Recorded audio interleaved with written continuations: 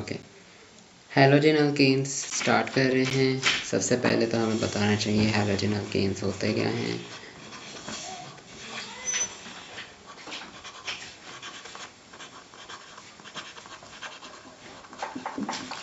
सही, halogen alkanes वो organic compounds होते हैं जिसमें एक हाइड्रोजन या एक से ज़्यादा हाइड्रोजन्स रिप्लेस हो जाते हैं बाय हैलोजन एटम्स। हैलोजन्स कौन से होते हैं? ग्रुप 7 के।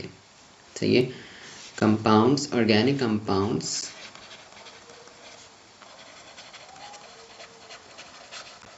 in which one or more hydrogen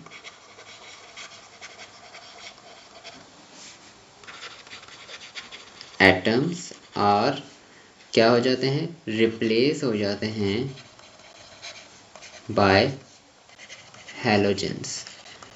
और हैलोजेंस में भी किसकी बात हो रही है? लाइक यू हैव फ्लोरीन, सही है, क्लोरीन हो गया, ब्रोमीन हो गया, आयोडीन हो गया एंड सो ऑन। ये सब क्या है? हमारे पास हैलोजेंस हैं। फॉर एग्जांपल अगर मैं एक बेसिक सी एग्जांपल आपको दूं कि मैंने यहाँ पे ईथेन बनाया। सही है, ईथेन कैसे बनता है? C2H6 होता है, राइट। उसके पास 6 हाइड्रोजन्स अटैच्ड होते हैं। तब आप क्या करो, एक हाइड्रोजन उसका हटा दो और उस हाइड्रोजन की जगह यहाँ पे कोई भी हैलोजन लगा दो, लाइक क्लोरीन लगा दिया। सही है, तो अब वो क्या बन गया? एक हैलोजन एल्कीन बन गया। क्लियर है चीज़? तो अब हम इनकी सारी ऑर्गेनिक केमिस्ट्री पढ़ रहे होंगे। इसमें सब इनके रिएक्शंस कैसे परफॉर्म होते हैं, क्या इनके अंदर प्रॉपर्टीज़ हैं, सो ऑन, सब इसका यही हम देख रहे होंगे, हैलोजन एल्केन्स का ही देख रहे होंगे।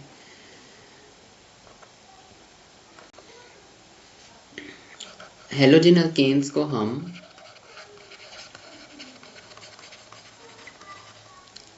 कैन बी कैटेगराइज्ड एज, 3 तरह से हम इनको कैटेगराइज कर सकते हैं। पहले होते हैं प्राइमरी, दूसरे होते हैं सेकेंडरी, और थर्ड जो होते हैं उनको हम कहते हैं tertiary. Primary halogen alkanes, tertiary, secondary halogen alkanes and tertiary halogen. मैंने आपको कार्बोकैटाइन्स में पढ़ाया था ना, मैंने क्या बोला था कि आगे ये हैलोजन एल्केन्स में यही कॉन्सेप्ट आएगा और एल्कोहल्स में भी आगे यही कॉन्सेप्ट आएगा, प्राइमरी, सेकेंडरी और टर्शरी का। सो वही चीज़, कॉन्सेप्ट वही लग रहा है। सो ये वो हैलोजन एल्केन्स जिनके पास कार्बन लगा हुआ है। सही है, अब सबके पास कार्बन होगा। आपने सिर्फ वो कार्बन देखना है जिसके साथ वो हैलोजन एल्केन लगा हुआ है। या फिर मैं इसको बस ये सिंपल बना देता हूँ। ये कार्बन है, इसके साथ क्लोरीन लगा हुआ है, ये भी कार्बन है, इसके साथ क्लोरीन लगा हुआ है, ये भी कार्बन है, इसके साथ क्लोरीन लगा हुआ है। अब जिन कार्बन के साथ, जिस कार्बन के साथ हैलोजन लगा होगा, आपने सिर्फ उस कार्बन को देखना है। अगर इस कार्बन के पास ऑलरेडी 2 हाइड्रोजन अटैच हैं, सही है, 2 हाइड्रोजन अटैच हैं और बैक ऑफ द साइड इसके वही आर चेन यानी कार्बन की चेन लगी हुई है। सही, हमें उससे कंसर्न नहीं, बस कार्बन की चेन पीछे लगी होगी। कंसर्न इससे कि इसके बाद 2 हाइड्रोजन लगे हुए, तो ये प्राइमरी हैलोजन एल्केन है। अगर सेकेंडरी में क्या होगा, 2 कार्बन चेन्स होंगी और 1 हाइड्रोजन अटैच्ड होगा। सही है, 2 कार्बन चेन होंगी, 1 हाइड्रोजन अटैच है और एक तरफ तो हैलोजन खुद लगा हुआ होगा। और फिर टर्शरी का आप समझ ही गए होगे, तीनों तरफ क्या लगी होंगी, कार्बन चेन लगी होंगी, कोई भी हाइड्रोजन नहीं होगा।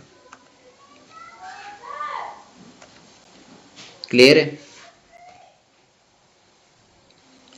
इनको हम कैटेगराइज हमने कर दिया किसमें, primary, secondary, tertiary halogen alkanes में।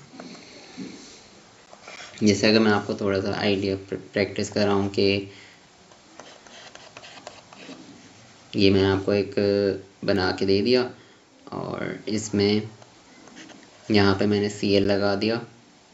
सही है, मैं आपसे पूछूं कि भाई ये कैसा हेलोजन अल्केन है, तो आप मुझे कैसे बताओगे? मैं इसके बाकी हाइड्रोजन वगैरह नहीं करे, वो आपने खुद बताना है। वैलेंसीज देखो उसको, अगर 3 हाइड्रोजन हैं, 3 बॉन्ड्स हैं, तो चौथा हाइड्रोजन बॉन्ड होगा उसका। आपने उस कार्बन को देखना है जिसके पास हेलोजन लगा हुआ है। तो ये इन तीनों में से किस कैटेगरी में लाई कर रहा है, ये देखना है आपने।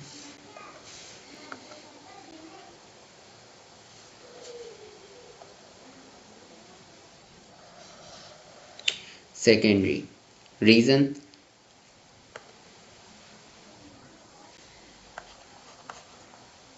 हाँ देखो अपनी चॉइस से कंफ्यूज नहीं हो और कॉन्फिडेंट रहा करो, क्योंकि आप सही बोल रहे होगे, सही है, तो गलत भी होगे तो कोई मसला नहीं, लेकिन डोंट बी कंफ्यूज्ड। सही है, हाँ ये सही बोला आपने कि एक ही हाइड्रोजन इसके पास लगा हुआ है। सेकेंडरी, अब जैसे कि मैं यहाँ पे Br लगा दिया और मैंने बोला भाई यहाँ पे C कार्बन चेन एक और लगी, तो अब ये कैसा होगा?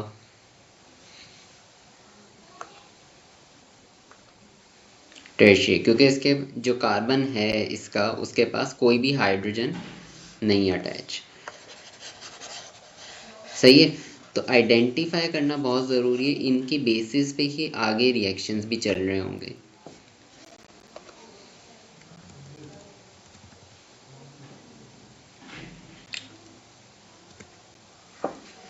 अच्छा आगे बढ़ते हैं, कुछ नेमिंग भी देख लेते हैं। सही है, जैसे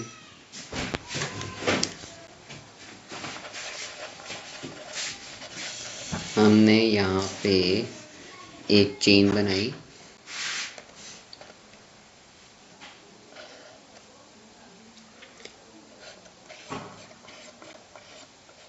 और फिर आगे एक Cl लगा दिया, मतलब अब इसके वो सारे हाइड्रोजन्स होंगे इधर। सही है, अब का जो फंक्शनल ग्रुप है इसमें फंक्शनल ग्रुप कौन है? हेलोजन खुद है। हेलोजन्स को हम अब कैसे पढ़ते हैं? जैसे ये हमारे पास क्लोरीन लगा हुआ है तो हम इसको क्लोरो पढ़ेंगे, क्लोरो, फिर आगे जो भी चेन है इसके साथ आगे भी उसका नाम आ गया। तो जैसे अब कार्बन नंबर 1, सही ना, हम नंबरिंग कहाँ से स्टार्ट करते हैं? जहाँ से फंक्शनल ग्रुप लगा हुआ है। तो कार्बन नंबर 1 पे ही क्लोरीन लगा हुआ है, तो हम इसको नाम देंगे क्लोरो, सॉरी चेन। फिर आप देखोगे क्लोरो लिखने के बाद आपने चेन देखी 4 कार्बन की, तो वो 4 कार्बन कैसे होते हैं? ब्यूटेन। तो इसका नाम क्या हो गया? Chloro butane. इसके अलावा अगर मैं एक और करवा दूं, जैसे CH3 CH Br CH3, तो अब इसमें आप देखो 1 2 3, कार्बन नंबर 2 पे Br लगा हुआ है। सही है, तो इसको आप कैसे रीड करोगे? 2 ब्रोमो, 2 डैश लगाया ब्रोमो, और चेन कितने? 3 कार्बन की थी, तो क्या हो जाता है? प्रोपेन।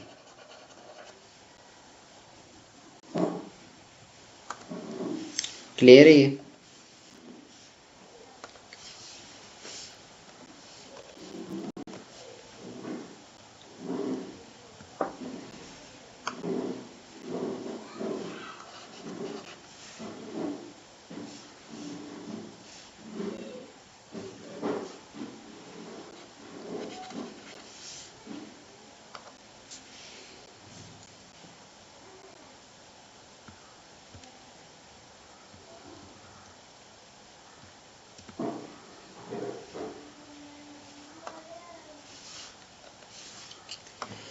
और इसी तरह मैंने यहाँ पे एक डिस्प्ले फार्मूला बना लिया, एक स्ट्रक्चरल फार्मूला बना लिया, इसी हिसाब से हम एक स्केलेटल फार्मूला बना लेते हैं इधर, लाइक दिस। ये मैंने एक स्केलेटल फार्मूला बनाया और इसमें मैंने क्या करना है, दोनों तरफ जो है आयोडीन और आयोडीन अटैच कर देना है। यहाँ भी आयोडीन अटैच है, यहाँ भी आयोडीन अटैच है। तो अब हमेशा याद रखना, आयोडीन जब अटैच होगा ना, तो ये नहीं समझना कि यहाँ पे कार्बन है। ये आयोडीन के लिए हमने ये क्या किया, इसको एक्सटेंड किया हुआ है। ये जो लाइन है ये किसकी है? आयोडीन के लिए, दोनों। तो कार्बन सिर्फ कहाँ होते हैं? एजेस पे होंगे इधर। तो दो कार्बन हैं और दोनों कार्बन नंबर 1 और कार्बन नंबर 2 पे आयोडीन लगा हुआ है। आप इसको कैसे पढ़ोगे, 1,2, फिर मैंने क्या बोला, दो आयोडीन हैं तो उसमें हम क्या कहेंगे, डाई। सही है, डाई लिखा। फिर अटैच कौन है, आयोडो। डाई मतलब 2 आयोडो, और चेन कितने कार्बन की थी, 2, तो इसको हम पढ़ेंगे ईथेन। 1,2 die iodo ethane.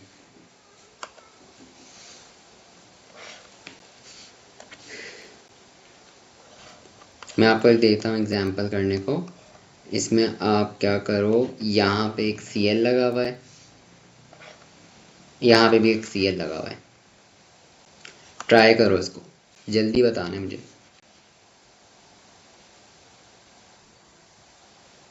हम्म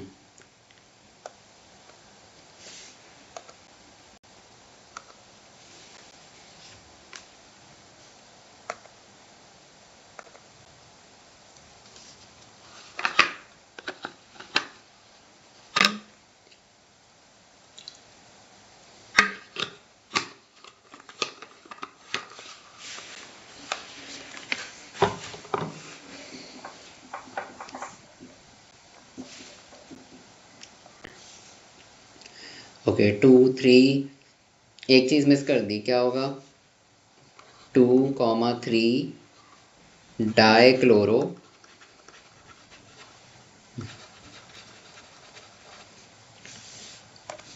ओके गुड। इसके अलावा अगर हम थोड़ा सा चेंज कर देते हैं इसको,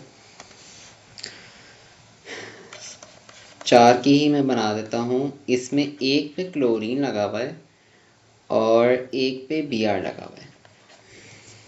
अब इसको कैसे पढ़ेंगे,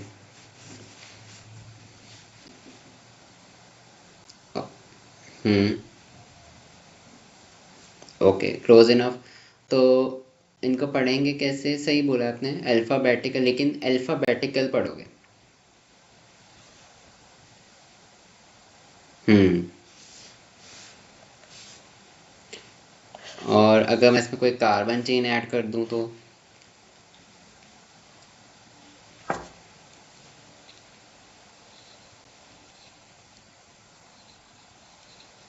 सही है,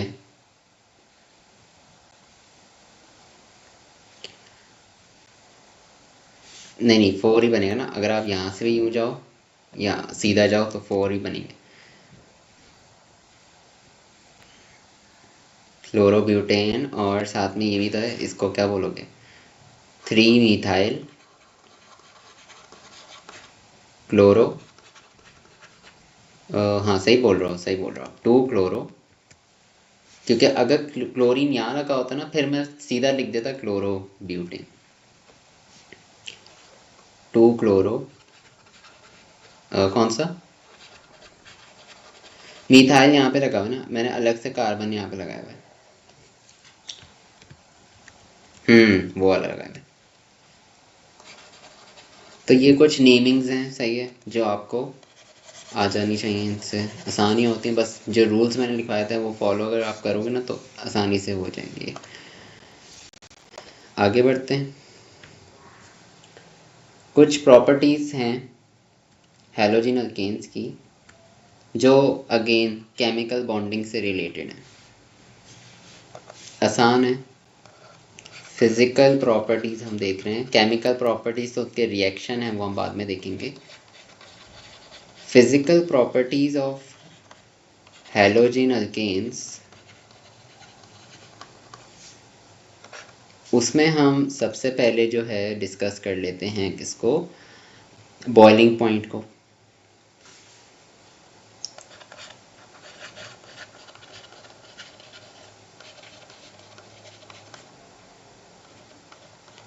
तो अगर हम जो एक ट्रेंड होता है बॉइलिंग पॉइंट का वो देखें, तो मैं आपको ज़रा शो कर देता हूँ। एक ग्राफ है,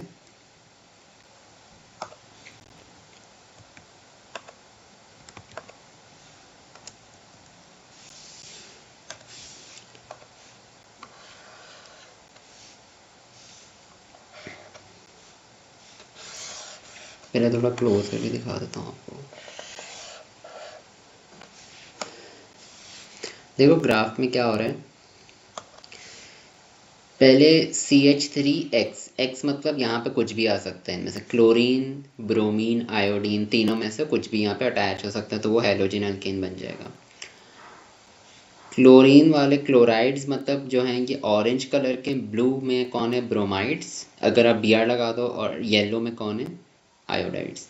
सो इनका अपना जो है बॉइलिंग पॉइंट वो with in this chain increase कर रहा है, right, with in this chain भी इंक्रीज कर रहा है।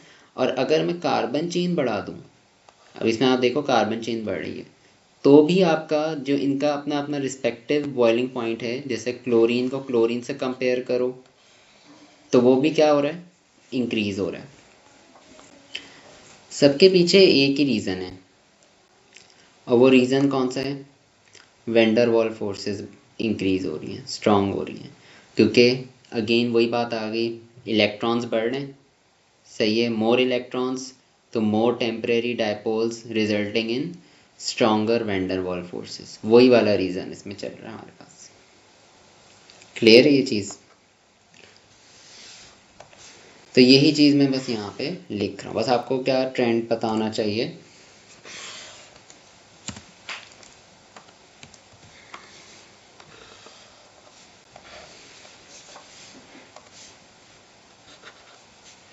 इसमें हम लिख सकते हैं कि boiling point increases as molecular size increases, और इसमें रीज़न दे दोगे it is because there are, लिख देंगे इधर, मोर इलेक्ट्रॉन्स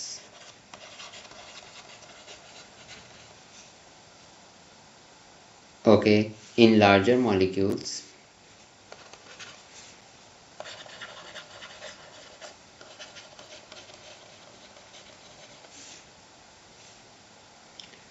सो अगर ज़्यादा मॉलिक्यूल्स, सही इलेक्ट्रॉन्स हो गए लार्जर मॉलिक्यूल्स में, सो एंड इसमें लिख दोगे मोर टेम्परेरी डायपोल्स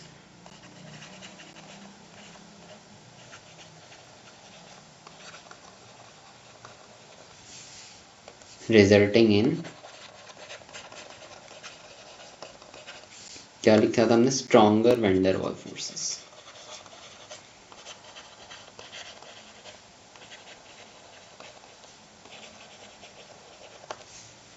ये पूरा कॉन्सेप्ट है। अब बॉइलिंग पॉइंट एक और जगह काम आएगा, बॉइलिंग पॉइंट आएगा काम कंपेयर करने के लिए किनको, प्राइमरी, सेकेंडरी और टर्शियरी हैलोजन अल्केन्स को, सही है। प्राइमरी, सेकेंडरी और टर्शियरी हैलोजन अल्केन्स हमने अभी ऊपर देखी थी, इनमें भी बॉइलिंग पॉइंट डिफरेंट होता है, और वो कैसे डिफरेंट होता है, because of the reason of surface area, सही है। सरफेस एरिया, तो जैसे प्राइमरी जो हैलोजन अल्केन्स है वो स्ट्रेट चेन होंगी, इनका सरफेस एरिया क्या होगा, ज़्यादा होगा, याद होगा मैंने आपको समझाया था, कार्बन टू कार्बन कांटेक्ट ज़्यादा होगा, जिससे वेंडर वॉल ज़्यादा होंगी, सही है। अगले वाले में देखो आपने क्या किया, उसकी ब्रांचिंग कर दी, तो उससे आपने क्या किया, सरफेस एरिया कम कर दिया, कांटेक्ट कम होगा, सेकेंडरी में तो बॉइलिंग पॉइंट इनका लेस होगा। टर्शियरी में और आपने ब्रांच कर दी, सही है, और आपने क्या कर दिया, कॉम्पैक्ट कर दिया मॉलिक्यूल को, जिसकी वजह से बॉइलिंग पॉइंट और कम हो। तो प्राइमरी जो हैलोजन अल्केन्स उनका उनका सबसे ज़्यादा बॉइलिंग पॉइंट होता है due to their surface area. ये चीज़ समझ आई?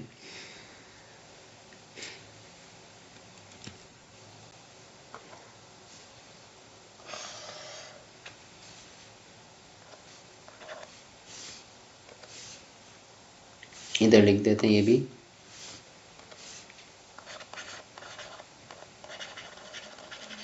Primary halogen alkanes have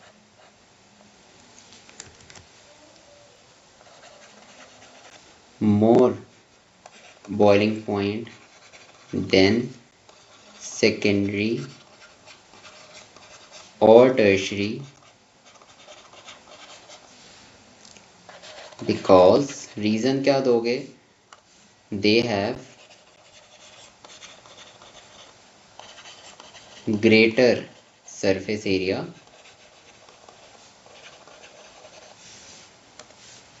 so stronger, again वही एंड में लिख दो, stronger van der wall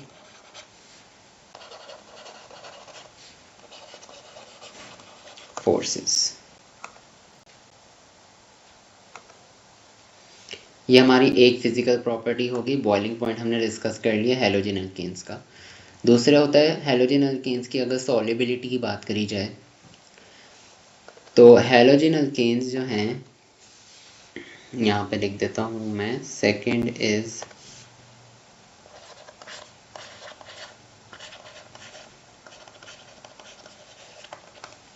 halogen alkanes किस में सॉल्युबल होंगे, they will be soluble in organic solvents, क्योंकि अब इसमें भी वही केमिकल बॉन्डिंग की कौन सी बात आ गई, पोलर नॉन पोलर। सही है, पोलर है या नॉन पोलर है, तो जो आपके हैलोजन एल्केन्स होते हैं वो कैसे हैं, नॉन पोलर है। सही है, समवॉट ये नॉन पोलर ही हो जाते हैं क्योंकि इनमें अगर वाटर में, आपको याद होगा मैं बताता अगर वाटर में सॉल्युबल करना है तो हाइड्रोजन बॉन्ड्स बनाने पड़ेंगे, और हाइड्रोजन बॉन्ड्स अगर बनाने हैं तो उसके लिए क्या चाहिए, फ्लोरीन, ऑक्सीजन, फॉन चाहिए होता था, राइट, और साथ में हाइड्रोजन चाहिए होता था, वो इनके पास है नहीं। तो दैट इज़ वाई ये हमेशा ऑर्गेनिक सॉल्वेंट्स में ही आपको सॉल्युबल मिलते हैं। क्लियर हो गया? तो बस मैं यही चीज़ यहाँ पे लिख देता हूँ।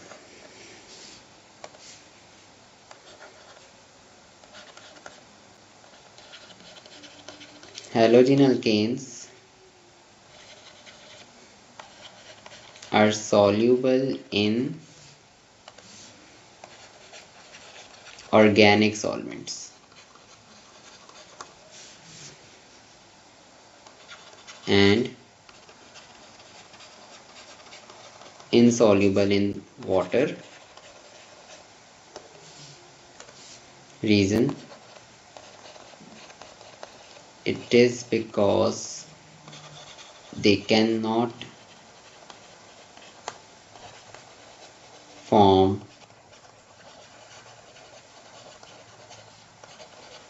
hydrogen bonds with water.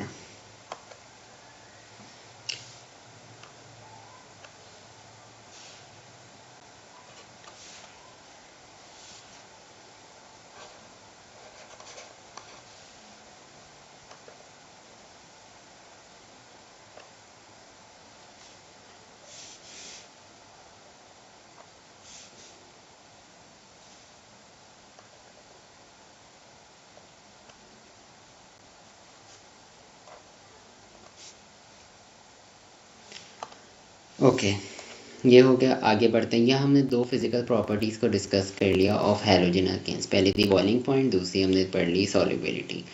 Solubility में हमेशा आपने फोर्सेस को ही देखते हैं, बॉइलिंग पॉइंट में भी आपको फोर्सेस को ही देखना होता है। अब बढ़ जाते हैं आगे to the reactions of halogens. Halogens किस तरह के रिएक्शंस करते हैं।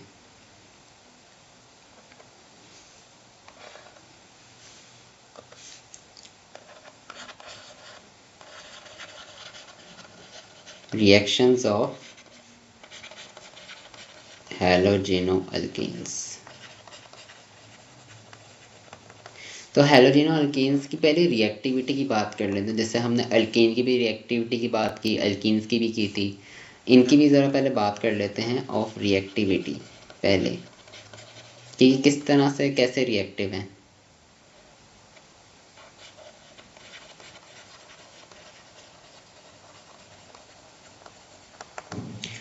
तो अगर रिएक्टिविटी की बात की जाए तो इनमें हम कंपैरिजन कर रहे होते हैं। सही है।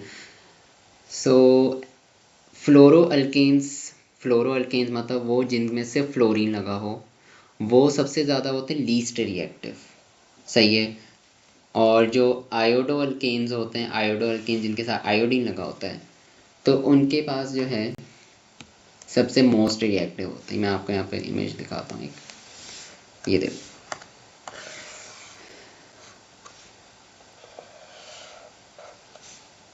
कार्बन टू, ये हमें क्या दी हुई है, बॉन्ड एनर्जीज दी हुई हैं, लाइक कितनी एनर्जी आपको चाहिए एक बॉन्ड को तोड़ने के लिए। तो आप देखो कार्बन टू फ्लोरीन जो बॉन्ड होता है वो सबसे ज़्यादा एनर्जी इसके पास है, कार्बन टू क्लोरीन उससे कम, कार्बन टू ब्रोमीन उससे कम, and so on. Carbon to iodine के पास सबसे कम एनर्जी। तो सबसे ज़्यादा आसानी से किसको हम तोड़ सकते हैं, किस बॉन्ड को तोड़ सकते हैं, that is carbon to iodine.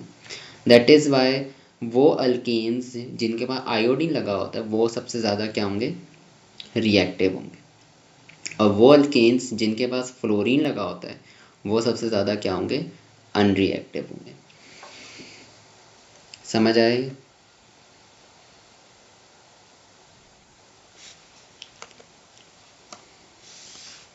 तो बस यही चीज़ मैं थोड़ी सी यहाँ पे लिख देता हूँ।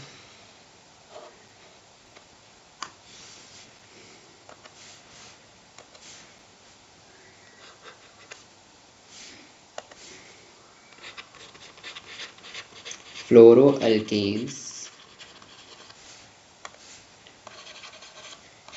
are least reactive,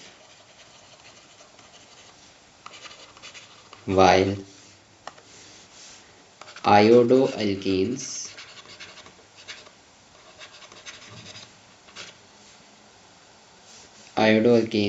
are most reactive because less energy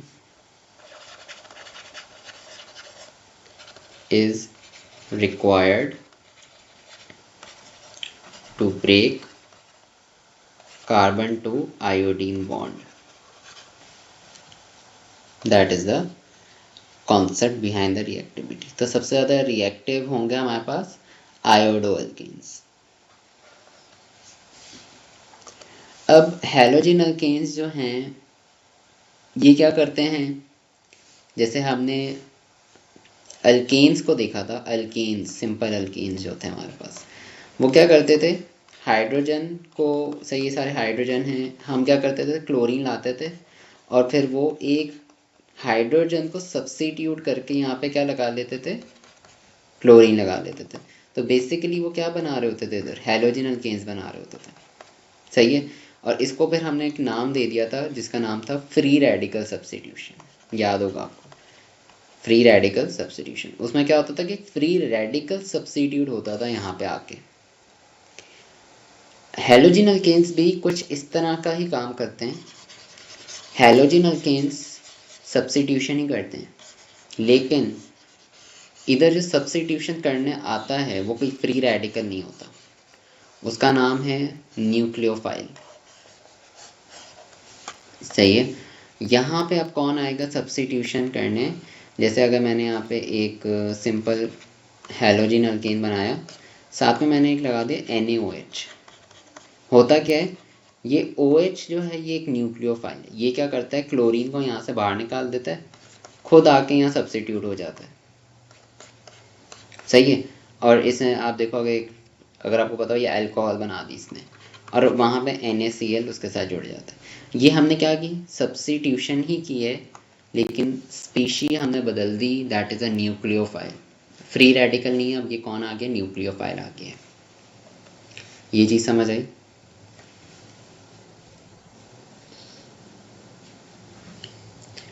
तो यहाँ पे हम देखते हैं न्यूक्लियोफाइल होता क्या है। सही है। और let me just right the heading.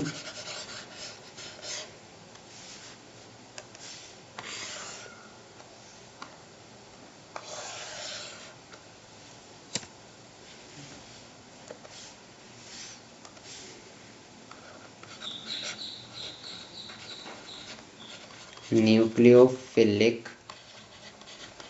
Substitution को हम यहाँ पे देख रहे हैं। न्यूक्लियोफिलिक सब्स्टिट्यूशन में बेसिकली होगा क्या कि सब्स्टिट्यूशन करेंगे ऑफ एन एटम सही है। substitution of an atom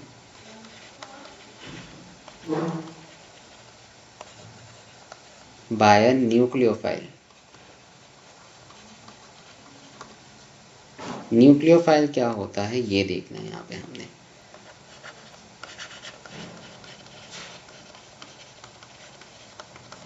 nucleophile वो स्पीशीज होती हैं जिनके पास इलेक्ट्रॉन्स ज़्यादा होते हैं। सही है, दे हैव अबंडेंट इलेक्ट्रॉन्स। तो उनको इलेक्ट्रॉन्स की ज़रूरत नहीं होती, उनके पास वो ऑलरेडी क्या होते हैं, इलेक्ट्रॉन्स सफिशेंट होते हैं। सो वो उन एरियाज़ को अटैक करते हैं जहाँ पे पॉजिटिव चार्ज होता है। सही है ना, उनके पास इलेक्ट्रॉन्स हैं, इलेक्ट्रॉन्स तो नेगेटिव होते हैं राइट, तो वो कहाँ अट्रैक्ट होंगे, ऐसे एरियाज़ पे अट्रैक्ट होते हैं जहाँ पे इलेक्ट्रॉन्स की कमी है।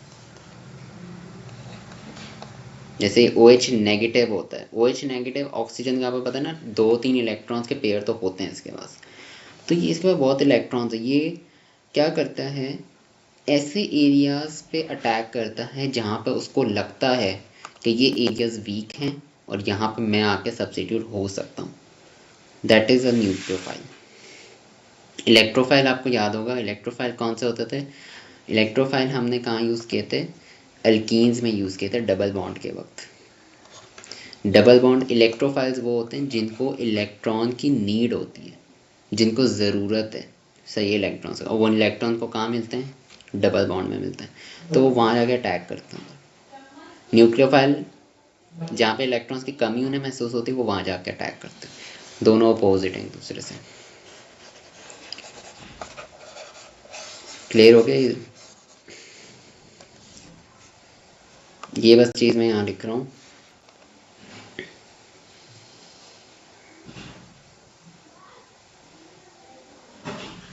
कौन सी, हाँ वो मैं भी दोबारा ड्रॉ करूँगा सही से उसे। सो यहाँ इसको लिख लेते हैं पहले। It is a species, species में हम किसको कह रहे हैं, स्पीशीज़ बोल लो। ये कोई आयन भी हो सकता है या फिर कोई मॉलिक्यूल भी हो सकता है।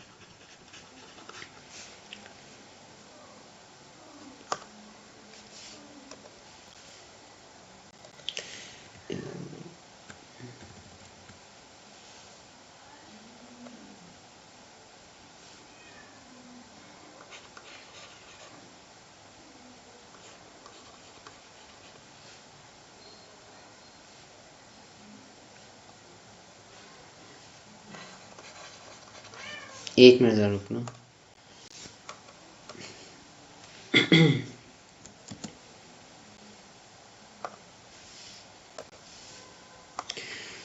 Each interior angle is P times each exterior angle. Find an expression in terms of P for the exterior angle.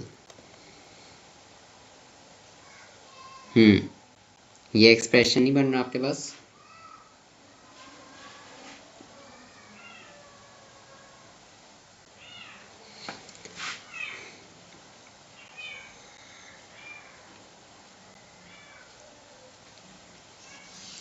इसमें ना आपने जो है कॉन्सेप्ट को अप्लाई करना है कि इंटीरियर ईच एक्सटीरियर एंगल, हमने याद होगा आपको क्या होता था, 360 divide by n,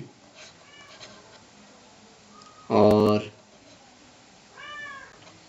interior angle हमारे पास होता था, अब लिखा हुआ क्या है, each interior angle is P times, P यहाँ पे आ जाएगा। इंटीरियर एंगल का क्या हमने पढ़ा था, that was 1n-2 divide by n और n यहाँ से तो कैंसिल हो जाएंगे। सही है, अब आपने क्या करना है, यहाँ से आप एक्सप्रेशन निकालोगे ना तो आपको n मिलेगा p+1, वो p+1 आपने इसमें नहीं, मेरे कैसे मिलेगा 2p+2, 2p+2 मिलेगा, वो आपने क्या करना है 360 अपॉन n वाले में पुट कर देना है n की जगह। तो वो बन जाएगा 2p+2। और अब आप इसमें 2 को कॉमन आउट करो तो आप ऊपर से क्या कर सकते हो, हाफ। सही है, तो वहाँ से आपको, अब वो देखो वो ये चीज़ यहाँ पे लिखी हुई है 2p+2, क्योंकि n आपके पास क्या है, तो number of sides 2p+2। Clear है? जो तो हमने फॉर्मूलाज पढ़े थे ना, मैंने उनको बस कंबाइन कर दिया था। सही है।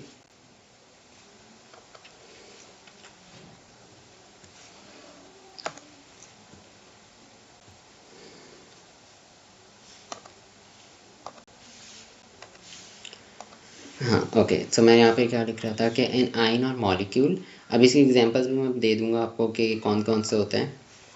अच्छा, which is strongly attracted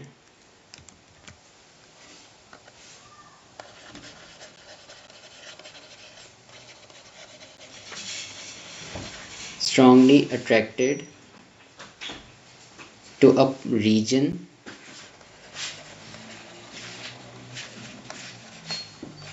of positive charge। ऐसा रीजन जो पॉजिटिवली चार्ज हो, उधर वो क्या करते हैं, स्ट्रांगली अट्रैक्ट होते हैं। तो इसमें हमारे पास यूजुअली उनके पास चार्ज होता भी है, नेगेटिव चार्ज होता भी है, समटाइम्स नहीं भी होता। सही है, तो हमेशा याद रखना आपने, ज़रूरी नहीं कि न्यूक्लियोफाइल्स के पास क्या हो, नेगेटिव चार्ज हो या नहीं हो। सही है, जैसे हमारे पास एग्जांपल्स अगर मैं लिख दूं तो आपके पास OH नेगेटिव होता है। OH negative is a nucleophile, क्योंकि इसके पास लोन पेयर्स होते हैं। सही है, और नेगेटिवली भी चार्ज है। लोन पेयर्स इसके पास अराउंड कितने होते हैं, 3 लोन पेयर्स इसके पास होते हैं आराम से। तो ये ऐसे रीजन को अटैक करते हैं जो पॉजिटिव चार्ज हो। इसी तरह एक और होता है हमारे पास साइनाइड आयन। साइनाइड आयन भी क्या है, एक न्यूक्लियोफाइल है। ये भी उन जगहों को अटैक करता है, इसके बाद एक लोन पेयर होता है। इसके अलावा यू हैव वाटर। वाटर आपको पता होना चाहिए, एक क्या है, न्यूक्लियोफाइल है, क्योंकि आपको पता है ना ऑक्सीजन है, इसके साथ ऑक्सीजन के पास क्या होंगे, लोन पेयर होंगे। अब ये ऐसा न्यूक्लियोफाइल है जिसके पास नेगेटिव चार्ज नहीं है, लेकिन है ये न्यूक्लियोफाइल।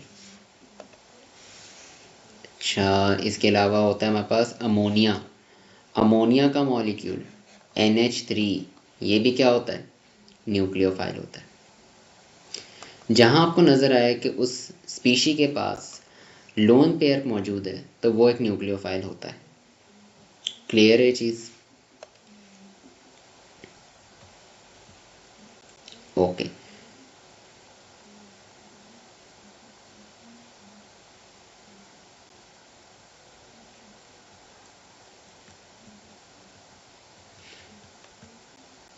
अच्छा, अब न्यूक्लियोफिलिक सब्स्टिट्यूशन होती किस वजह से, यहाँ पे मैंने एक बना दिया क्लोरीन और कार्बन का बॉन्ड। सही, यहाँ पे बाकी चेन है, हाइड्रोजन है। अब आपको याद होगा कार्बन और क्लोरीन की इलेक्ट्रोनेगेटिविटी अलग है। तो जब डिफरेंस इन इलेक्ट्रोनेगेटिविटी आता है, जिसकी वजह से क्या होता है, पार्शियल चार्जेस इंड्यूस हो जाते हैं। तो ये पॉजिटिव पार्शियल चार्ज है, ये नेगेटिव पार्शियल चार्ज है। सही है, ये इनमें इंड्यूस हो जाते हैं, क्योंकि ये आपको पता है ऑलरेडी इलेक्ट्रोनेगेटिविटी डिफरेंस होता है इनमें। अब इनमें पोलैरिटी आ गई। अब वहाँ से एक न्यूक्लियोफाइल आ रहा है। सही है, न्यूक्लियोफाइल को नज़र आया यहाँ पे एक रीजन पॉजिटिव, ये आके इधर अटैक करता है। That is basically what is happening here. सही है, वो बिना किसी पॉजिटिव रीजन, जब उसको डिटेक्ट होता है ना कोई पॉजिटिव रीजन, वो तभी आ सकता है। तो ये पॉजिटिव रीजन बना कैसे, due to difference in electronegativity. सही है, क्लियर हो गया। फिर यहाँ पे सब्स्टिट्यूशन हो जाती है।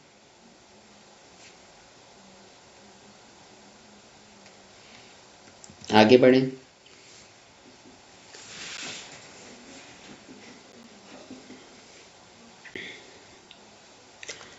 न्यूक्लियोफिलिक सब्स्टिट्यूशन जो है, लिख देता हूँ यहाँ पे।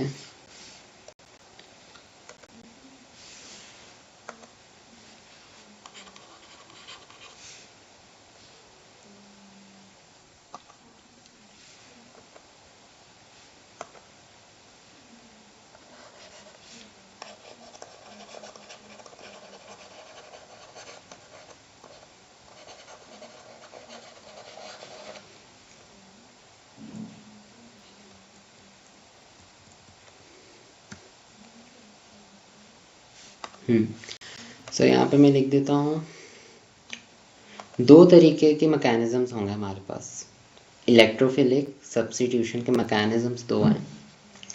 वो दो मैकेनिज़म्स क्या हैं उनको ज़रा देख लेते हैं।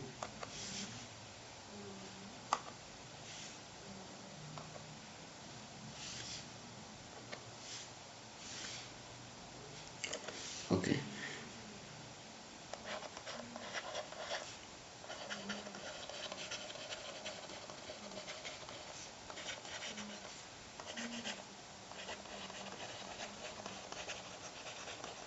Nucleophilic substitution.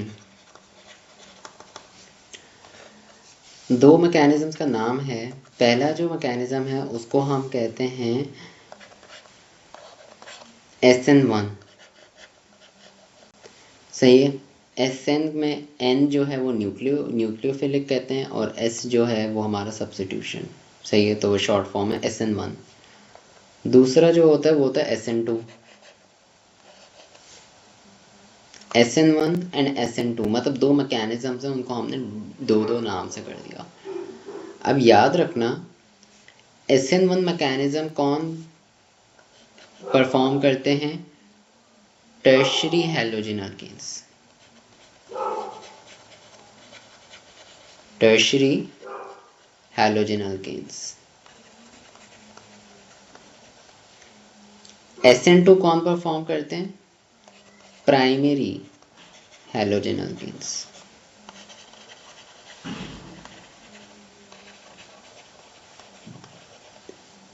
क्लियर हो गया?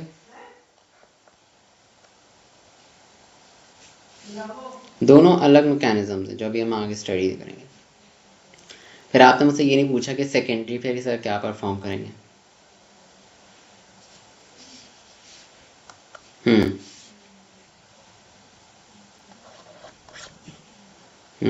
सेकेंडरी हैलोजन अल्केन्स कौन सा इसमें से परफॉर्म करें? क्या उनके मैं नया बनाऊंगा? तो उसका है नहीं, सेकेंडरी हैलोजन अल्केन्स दोनों में से कोई भी परफॉर्म कर सकते हैं। ओके, दोनों में से कोई भी। सही है, डिपेंडिंग ऑन एग्जामिनर जो आपको बोलते हैं वो आप खुद डिसाइड नहीं करोगे। लेकिन याद रखो, प्राइमरी और टर्शरी के लिए वो नहीं बताएगा आपको। प्राइमरी टर्शरी के लिए आपको खुद आइडेंटिफाई करना है कि ये प्राइमरी हैलोजन अल्केन है तो ये SN2 पे जाएगा, टर्शरी है तो SN1 करेगा। सेकेंडरी के लिए वो बता देगा आपको।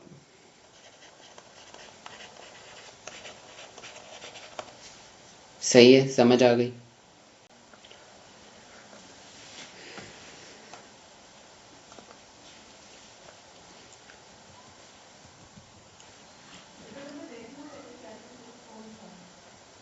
पहले मैं आपको SN1 मैकेनिज्म सिखा देता हूँ, वो थोड़ा आसान है SN2 से।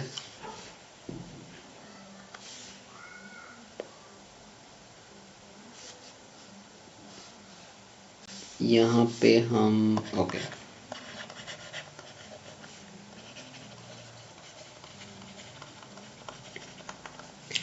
SN1 मैकेनिज्म बहुत ही आसान है। इसमें like it is quite simple, straight forward होता है।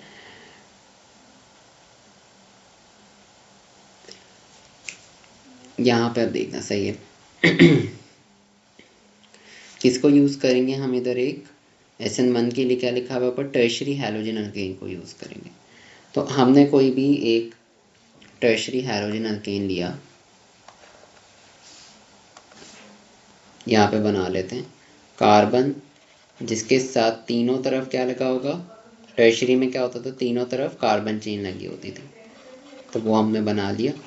और इसके यहाँ पे मैंने क्या अटैच कर दिया? एक Br लगा दिया, तो ये एक टर्शरी हैलोजन अल्केन बन गया। अब होगा क्या? NU आप इसमें कोई भी लाइक ले लो, मैं OH को ले आता हूँ।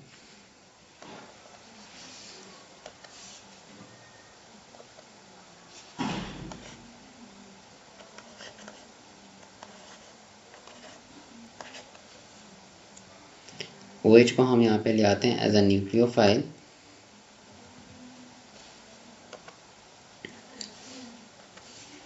सही है। अब इसमें मैं लाइक दिखाऊंगा नहीं कि OH हमारे पास आया है, OH को हम लाएंगे अगले उसमें स्टेप में, सही, क्योंकि ये जो होता है SN1 ये 2 स्टेप्स में होता है।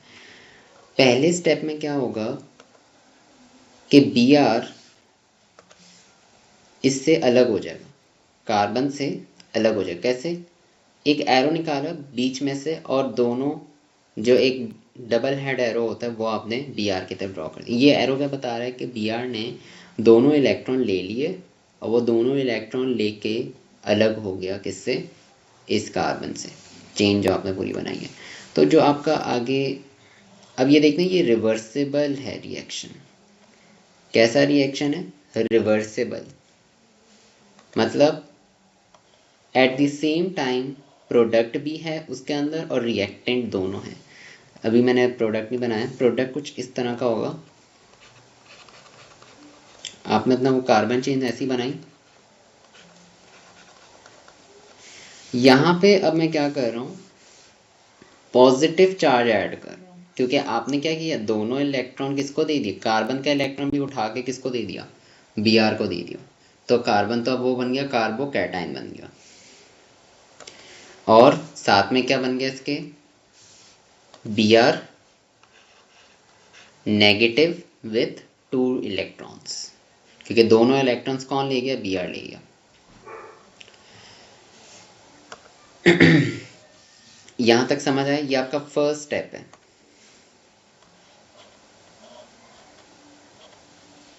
सही है, जिसमें Br अलग हो गया और उसने कार्बोकैटायन बना दिया। और वो अब क्या होगा, नेक्स्ट स्टेप देखना, नाम भी दे देता हूँ उसको।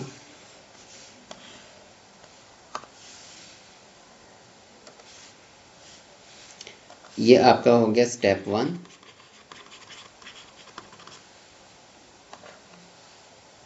अब आपका आएगा स्टेप 2। अब स्टेप 2 में क्या होगा, जैसे ही कोई भी न्यूक्लियोफाइल घूम रहा होगा, उसने जैसे ही देखा कि ये एक कार्बोकैटायन घूम रहा है मिक्सचर में, उसने फौरन जाके क्या करना है, उससे अटैच हो जाना है। फौरन, वो बिल्कुल भी देर नहीं लगाएगा, वो जाके विद इन सेकेंड्स वो उससे क्या हो जाएगा, अटैच हो जाएगा। सो किस तरह का होगा, कार्बोकैटायन आपने अपना ये बनाया वापस,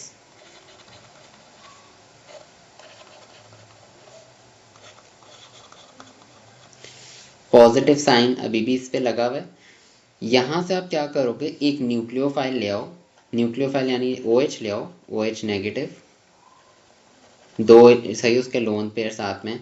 लोन पेयर ज़रूरी है दिखाना है, क्योंकि लोन पेयर से अब हम क्या करेंगे कि एरो बनाएंगे टूवर्ड्स दैट, ये देखो यहाँ से एरो बनाया टूवर्ड्स दिस कार्बोकैटायन। और ये जो रिएक्शन होगा ये स्ट्रेट फॉरवर्ड होगा, ये रिवर्सिबल नहीं होगा।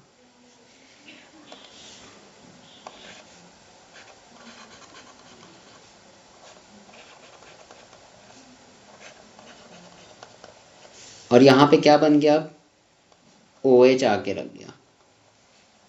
सही है, तो आपने देखो क्या किया, Br से OH रिप्लेस किया है इन दीज 2 स्टेप्स। समझ आए?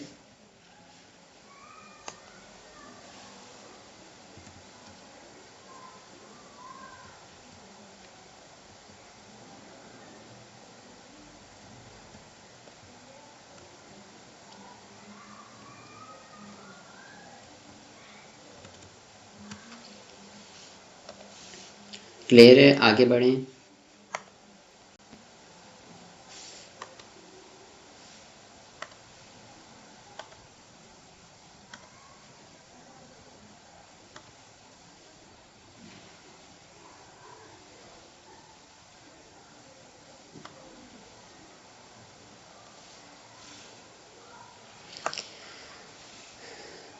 आगे बढ़ते हैं। अब याद रखना, ये जो पहला स्टेप हमने किया ना, ये पहला स्टेप, इसको हम कहते हैं स्लो स्टेप। और ये जो दूसरा, क्योंकि ये स्लोली होता है, आसानी से आप किसी भी ब्रोमीन को अलग नहीं कर सकते फ्रॉम द कार्बन, सही, it is not that simple. तो ये बहुत स्लोली होता है। अगला ये जो स्टेप था ये होता है फास्ट, ये तेज़ी से हो, क्योंकि आपने सिर्फ क्या करना है, इन दोनों को आपस में जोड़ देना है। तो मैंने आपको पहले बताया ना, न्यूक्लियोफाइल तो ढूंढ रहा होता है किसी भी पॉजिटिव कार्बोकैटायन, वो जल्दी से जाके इससे अटैच हो जाएगा। ये जो स्टेप 1 है, याद रखना इसका एक नाम है, इसको हम कहते हैं rate determining step. Rate determining step, जिसका एक और नाम होता है RDS। इससे हम अभी तो नहीं पढ़ोगे, A2 में जाके पढ़ोगे रेट कैसे डिटरमाइन होता है, लेकिन याद रखना step number 1 is a slow step. Slow step से आप रेट को डिटरमाइन कर सकते, फास्ट स्टेप से तो आपको पता ही नहीं चलेगा ना, रेट बहुत तेज़ी से हो जाएगा। स्लो स्टेप से आप हमेशा रेट को डिटरमाइन कर सकते हो किसी भी रिएक्शन के। क्लियर?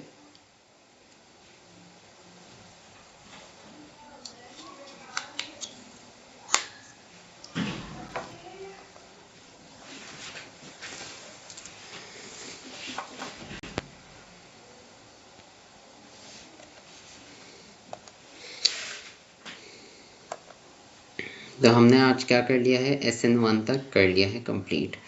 अच्छा, आज भी यही करते हैं, 1 आवर की क्लास रखेंगे, सही है। 1.5 आवर की क्लास जो है फिर हमारी वो संडे को होगी, जिसमें मैं आपको पूरा ये जो हैलोजन एल्केन्स है वो कंप्लीट करा दूंगा। तो उसमें फिर रयान भी आ जाएगा ना। सो रयान के लिए मैं 1 आवर की क्लास में रिकॉर्ड की है, वो मैंने रख दी है, सो दैट वो उसको देख ले एंड फिर हम वहाँ से कंटिन्यू करें। सही है? क्लियर है? ओके, सो इसको रिवाइज कर लेना, टेस्ट के लिए तैयारी ज़रूर करनी है, सही है। मैं टेस्ट टाइम पे ही लूँगा, लाइक सैटरडे को होगा ना हमारा, तो या नेक्स्ट सैटरडे। सही है, ओके, खुदा हाफिज़।